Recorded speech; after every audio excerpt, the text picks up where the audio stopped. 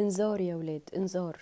انذار باللون الاحمر واللون الاخضر واللون الموف وكل الالوان، بس احنا ما بناخدش بالنا منه. في كلاكس دايس ورايا بيقول لي خدي بالك، بس انا ما باخدش بالي.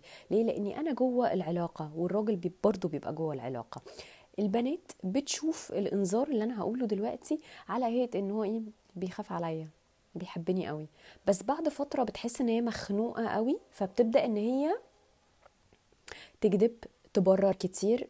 حتى لو عدت في الاسبوع هي كدبت كام كدبه هتلاقيهم كتير قوي، وكل ده عشان مش عايزه تزعله. والراجل بيبدا يتخنق قوي، فبيبدا يخون البنت او الست اللي معاه. ايه هما الحاجات دي؟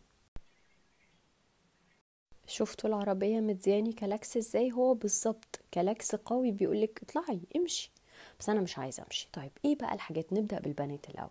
دور بابا. بابا صاحبتك دي انا ما بحبهاش، النهارده مش هتخرجي مع اصحابك. انا قلت لك انزلي، انت ما استاذنتنيش انك نازله ولا لا. بصي السكيرت دي مش عاجباني، مش هتلبسيها تاني. صاحبتك اللي انت بتكلميها دي على طول انا عايزك تقطعي علاقتك بيها. أه، اتاخرتي ليه في الجامعه؟ ما بترديش عليا ليه؟ في دايما ضغط بوش بشكل غير طبيعي في العلاقه. هتروحي المول النهارده، هتخشي السينما وهتروحي، مفيش شوبينج.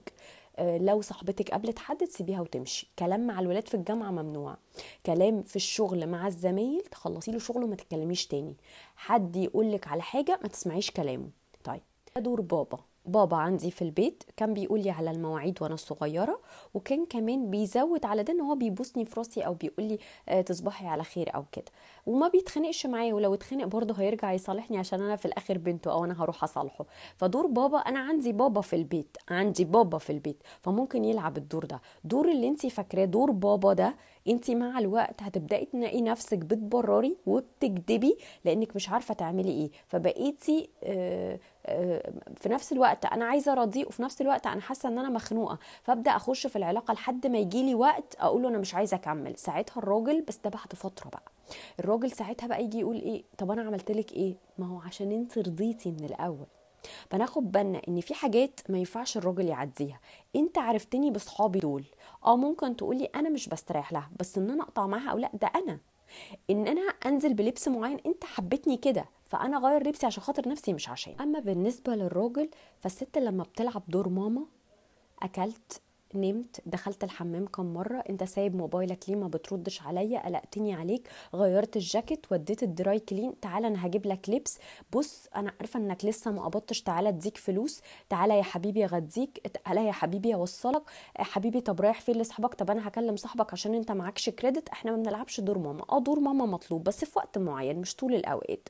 وقتها الراجل هيحس ان هو بقى مسؤول منك، مش انت اللي مسؤوله منه. فانت بتعملي ايه؟ انت اللي بتعملي كل حاجه في العلاقه، انت الابر هاند، المفروض ان هو اللي ماسك العلاقه، هو اللي بيحتويكي، مش انت اللي بتحتويه. فطول الوقت انت بتلعبي دور ماما. الراجل بيبقى محتاج تقدير، مش محتاج ان انت تحتويه زي البيبي في اوقات معينه، مش في كل الاوقات. فلما بنلعب دور ماما، ماما عنده في البيت، ماما موجوده، هو مش هياخد ماما على صغير. يعني احنا، فمع الوقت هيحس ان هو مش مليان بيكي، انت ليكي دور، وفي حته ليكي كده جنب ماما، مع ماما هناك. فاحنا مش ماما، احنا ليديز، بنات. في بقدم وباخد. ماما عنده في البيت، ماما موجودة هناك، اخواته موجودين برضو. لكن انتي مطلوب منك دور تاني خالص. ماما دي ليها دور بس بيبقى دور صغير، مش في طول الاوقات خالص. ففكرة الراجل او البنت، الحاجتين دول لو بيتعملوا، لا معلش، انت يوم من الايام انت هتمشي من العلاقة دي، بس انت وعيك مش حاضر، بس بتمشي بطريقة وحشة قوي، بتمشي انك بتجرحها، او انت بتمشي انه خلاص انا مش قادرة اكمل، انا خلاص استنزفت طاقتي معاك. فلو ظبطنا الحتة دي من البداية، العلاقة مش هتمشي بالوي ده خالص، لان الوي ده بجد بجد صعب، وانذار قوي جدا، لانكم هتسيبوا بعض، العلاقة دي مش هتكمل.